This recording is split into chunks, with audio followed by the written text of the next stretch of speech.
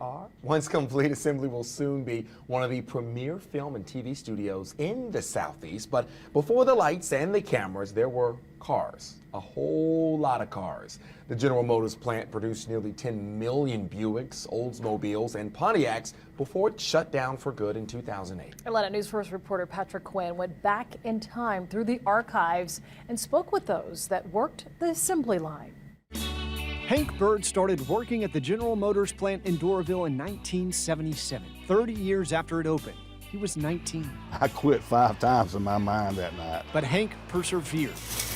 He kept at it. Honestly, he said, because they paid a lot. My best day there was the day I started, because I knew I had a means of supporting my family and making a better life for us. Hank would go on to work at GM for 32 years, one of thousands who clocked in making the American automobile. And throughout the metal, tires, pistons, and paint grew friendships and families. Amidst the spark plugs, sometimes there were sparks, and on occasion, romance. This is Chuck and Carol Eitzen, now living in Duluth. Married in 1979, still married today. Yes, they met while working together at GM Doraville. Oh, and the best man? That's Rick Hurd. He also worked there. The Doraville plant at I-285 and Buford Highway produced 9.5 million cars from 1947 until it closed in September 2008. Building Monte Carlos and Chevelles when I first started, and when we ended, when we closed the plant, we were building the minivan. We were building soccer mom vans. We built 528 cars per shift typically, and the line can't stop. Catrice Hatton started in the body shop around the time Hank was retiring. She didn't know Hank. She also didn't know cars. Coming from telecommunications, her tie to GM was her dad, who worked there, and it gave her a path up into management. It was the American dream. It's definitely the American dream that I grew up with. Definitely. Catrice stayed 4 years, a short stint compared to most of her colleagues, but she admits it was a formative pit stop. I'm so glad that I can say that I had been there, and I'm a better person because of it. Shortly after Catrice left, the plant closed in 2008. After 32 years, Hank retired.